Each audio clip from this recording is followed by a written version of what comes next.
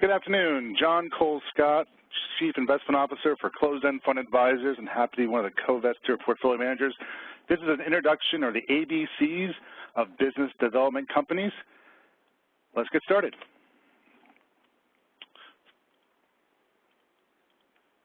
This is our disclosures. Welcome to check the slide deck later for the specifics. But a business development company was created by Congress in 1980 to provide an opportunity for individual investors, non-accredited investors, access to venture debt and venture equity. They're publicly traded like traditional closed-end funds. They're born through an IPO. They're fixed capitalization. They're an actively managed, diversified portfolio, but they're domestically focused, and they're more like a sector of closed-end funds with a couple of nuances. Like other 40I products, they're tax advantaged, and the earnings pass through just like they do for other closed-end funds, REITs, and MLPs. One thing different than other leveraged specialty finance vehicles is they've got limited of 200% asset coverage, which means only one turn of leverage available for their traditional leverage, and SBIC facilities, which are leveraged to the SBA. Some of them can go a little bit higher, but still less leverage than traditionally in mortgage REITs and banks. And again, they're a topic that's rather interesting to investors right now, because since the financial crisis, banks have gotten much less interest in doing this type of lending to businesses that need the investments of capital. I tell folks when I'm on the road, it's usually businesses 5 to 10 years old that need $5 to $10 million to grow, buy a peer, or develop a new strategy. This is a visualization of how BDCs really are a connection of retail and institutional investors put their dollars into the fund lends them out, makes loans to investments, typically 5-year loans, sometimes less, and there's only taxation at the level to the shareholder. There's no taxation to the BDC. It's a pass-through entity, like I mentioned earlier. So with this retail access, what we like about it is you can change your mind. You can get in and out any day that you want. You're not locked into the public BDCs like some of the non-traded BDCs that are out there. Though it's worth noting many of the current public BDCs at one point were a private BDC.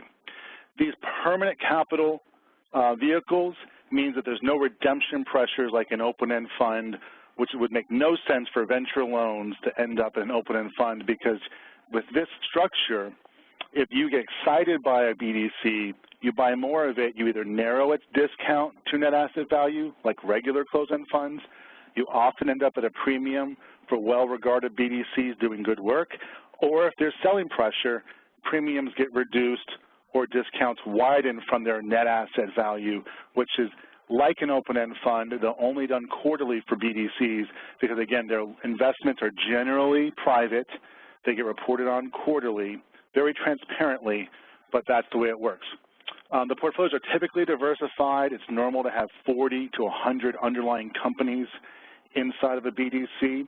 Again, there's risk in all investments, but some of the risks are reduced by having, number one, a professional manager, number two, more than one investment, number three, the ability to get in and out at your choice in the markets at market prices versus being locked in over time and not being able to get out for any reasonable reason.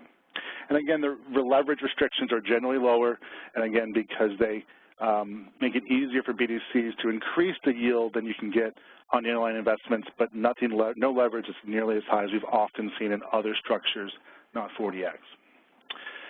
This slide we offer on our website, cefadvisors.com, in the Investors Relation Resources section, but it's nice because it puts the average performance of the 12 major closed-end fund sectors, which we include BDCs, over time.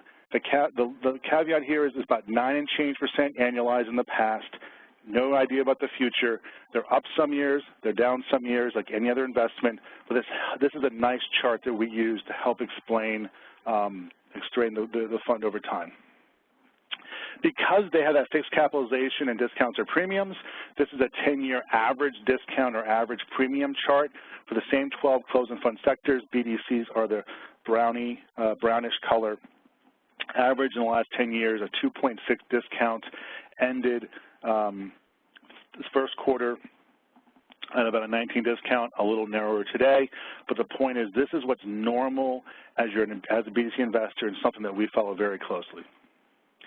Correlation is a big factor for BDCs. They have a nice low correlation to investment-grade preferreds. Here, BDCs are the second column between MLPs and convertible bonds. You can see a lot of blue, which helps us explain why it's useful for some investors to put part of their portfolio with a tax implications in mind into the BDC sector to help diversify the correlation risk against many other areas of the capital markets.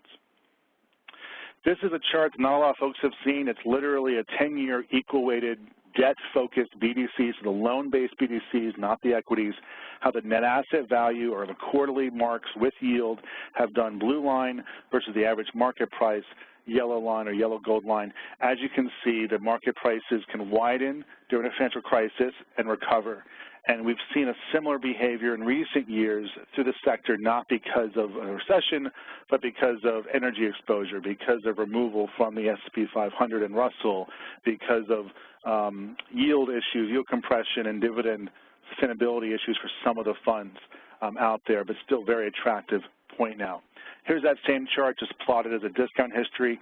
It's a little narrower today, but I tell people we're not at the highs, we're not at the lows, we're in the middle range of pricing for BDCs currently. Yield comparison, the blue chart here, the first piece is the indicated yield as of 6/24 for BDCs.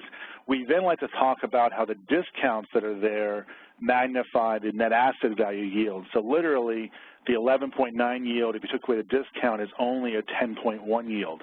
And at leverage normally about 40%, if you took away the leverage, so it was literally only unlevered investments, the returns only have to hit 7.1% to meet the current board of directors dividend policies, and that compares to the different indices here. So it suggests that these things are relatively high yielding, but it's not just because of potentially risky investments, but because of the double benefit of discounts and leverage. Our main process that we suggest people do, and this is for closed-end funds and BDCs, it's three things, our trifecta analysis. Number one, discount direction. If you can understand that this BDC should trade higher in normal markets and you believe it can, there's extra upside for you in that ability. Or if you're worried that the discount could widen or premiums could widen, then that's a direction that can hurt your total return performance. Because while there's some really good BDCs out there with relatively high premiums, they do carry a risk of premiums falling, even if the yield is solid, even if the results and the performance of the underlyings are great. The other side is, again, dividends are not promises. They are policies by the board of directors for closed-end funds and BDCs. So we do a lot of research. One of the best data points, the adjusted core net investment income. When we ran this data, it was about 105% for the coverage for the average fund in the sector. What that means is the policy set by the board versus the repeatable earnings of the fund right now give an average 5% cushion. Obviously, some BDCs have more coverage. Some BDCs could be at a detriment, but that tells me the sector is currently well aligned with the average industry policy. The third thing is, it's a little different for BDCs versus traditional closed-end funds, but it's the manager performance after cost. So we know that BDCs are generally higher cost investments because there's many people that are involved in either originating a new loan or buying a syndicated loan from another originator. These are private loans to private companies. You can't price them on Bloomberg. You really have to have more trust in the fund's due diligence of fair market value, but still their reported net asset value is after their cost. And again, a normal non-leverage expense ratio is about 5%, and that's higher than some people are used to, but again, it's often 2 or 3 portfolio companies per professional employee at many BDCs. And we'd argue you gotta get all 3 of these right or your stool can't stand. Leverage is a big part of BDCs, though not very high leverage, capped at that 1-to-1 ratio. 19 BDCs have these SBIC debentures to the Small Business Administration, and conceptually this is just extra leverage they have to apply for a license for. It's fixed cost leverage, so it's not variable, and it's typically very cheap versus other opportunities, and it's another way that the U.S. government offers incentives for BDCs to offer loans to U.S. businesses. Fixed leverage, variable leverage, obviously fixed is more expensive, variable is cheaper, but if rates go up quickly, you're going to be bitten on your yield spreads with variable. You're going to be really more conservative on your fixed. It's an important piece, but not the only piece. The types of leverage people have, baby bonds, convertible bonds, institutional bonds, And again, the average leverage, if you think of it the way we do with regular closed-end funds, it's about 43%, which that means in dollar terms, for every dollar you invest in a BDC, you have gross exposure to about $1.43 of gross assets because of that leverage. And the average weighted cost of all the leverage in the space is not crazy cheap but not crazy expensive at 3.78%. Again, right now, a lot of people that know BDCs know we do a 1-to-1 debt-to-equity ratio, and currently the number is 0.82. It means that we are not up against the restrictions available. We've got some cushion should asset prices fall. These funds won't breach their leverage in most cases. Types of loans, mostly first lien loans. Over half the loans are first lien loans, kind of like a first lien mortgage, a first mortgage. Second lien loans are kind of like a second mortgage. And again, only 12% of the loans are unsecured, which are more like regular unsecured bonds, junk bonds per se. And again, there's 14% of other equity things, warrants, rights. I mean, these things are investment bankers. They often see a company. They might take some debt, add a little equity to their mix. They might have some equity that comes from a workaround through a company that had some bumps, and they're able to give them managerial assistance or requirement to BDC to help the company pull through, pay back the loan, and they can profit from that sometimes, not always, of course. The average turnover is about 23% a year. That suggests about a 4-year average time horizon for the loans, about a 5-year maturity, typically paid back over 4. 3/4 of the loans are variable, very useful when interest rates are rising, or if they ever do rise, who knows the future. That's one reason why we like the structure currently versus a pure fixed rate environment for investments. There are LIBOR floors. About 40% of the loans have an average 1% or just over 1% LIBOR floor. It's not the most important factor, but one that we look at when we consider the sector. And like I said, the average loan size is $10.7 million, and 74% of the loans are under $25 million in size. So these are truly small business loans to U.S. companies. And the average is 108 loans in a portfolio with 94 companies in the average BDC. This is a slide that's useful when people say, hey, what's normal versus my BDC, or what should I expect? And again, the discounts have narrowed since we ran this data. But again, normal yield is 9 to 10. Right now, yield's around 10 and change. 10 to 11 is currently available. Leverage is about 43%. About 89% of the investments are loans. Like we said, the current non-accrual or default level for this sector is just under 2%. That's the 10 to 15-year average level. You know, they could get a little higher, could get a little lower, but that's a normal amount of exposure. Average energy exposure is under 5% and not all oil. Average CLO or collateralized loan obligation exposure under 2%. And again, the average beta or reactiveness of a BDC to the S&P 500 is about 0.72. And like I said, average number of employees, 67 employees with 2.5 employees per company ratio. So it's a nice professional version of investments that can benefit from small business growth in the U.S. And inside ownership, 10%, that's high versus closed-end funds. Institutional ownership, just under 30%, pretty normal for closed-end funds. Last time rates went up. Who knows if they will? It would definitely not be the same, but could be similar. BDCs had a nice increase in yield and pretty solid total return performance. The average fund had a 4.42% yield increase, 32% average total return from the start of rates rising to the end. And just for benchmarking, even though the S&P 500 is not a loan-based investment, a lot of people compare things to it, about 10% higher total return for the S&P 500 as a benchmark. So there are risks. Nothing's perfect. I always tell people closed-end funds, BDCs are not magic bullets. They are a tool in your portfolio to solve certain needs. So one of the risks, as we talked about private loans, is that management can write good or bad loans, and it's hard to double-check them until time has passed. You also could have discounts widen. You can have dividends cut. It's not a promise. It's that policy from the board. You can have fee relationships that are less share between the management company and you as shareholders. That's data that we do track actively and can talk in more depth on. There can always be uncertainty regarding the time period BDCs will hold a fund until they're invested. If it's a new fund or the secondary offer, of course, is a risk that can be available. And again, net asset values can change sharply. I tell people BDCs, we typically make smaller positions in our diversified portfolios because they can react more volatile during different market cycles. There's also illiquidity, potentially, even though they're generally more liquid than regular closed-end funds. They're not as liquid as many of the common stocks people buy.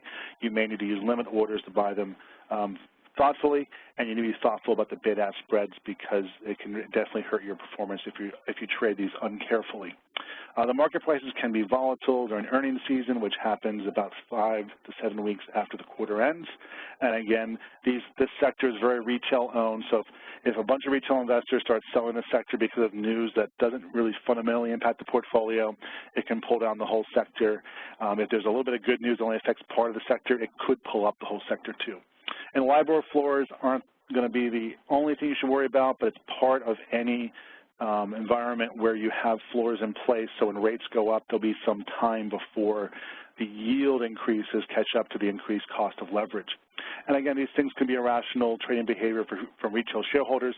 We think the opportunity in BDCs and closed-end funds comes from that irrational behavior. The prices are more volatile, allowing you to try to get out on exuberance and in on fear. But again, these are more complex investments than some people are used to. Historical IPO track record, again, not many in a while, but typically small IPOs that grow over time. These slides are available for download from this session. And the opportunity today is very simple. Select portfolio with over 40 choices to choose from in the market, and there's a lack of recent IPOs, which typically supports the pricing of the current funds. And we see that these loans typically do well when markets are looking for rates to go up, yet they're not dependent on that to make money. And again, you're not into just one investment in the space. You can always get out. You're diversified. And again, I think there's a lot of upside to understand a less or more nuanced area. Free data website we came up with, bdcuniverse.net. All the listed BDCs, includes the equity and the debt-focused ones. Feel free to look there for more information. Here's my background. Feel free to look us up on CEFadvisors.com. Here's the background of what we are, but we're really a specialty data research firm that covers closed-end funds and BDCs through data, SMA portfolios, products like the co-investor models, and other projects that help us do great work in the space. With that, I thank you for your time. Hopefully this is educational. There's a longer version of this available on our website, CEFadvisors.com. And again, thank you for your time today. Good day.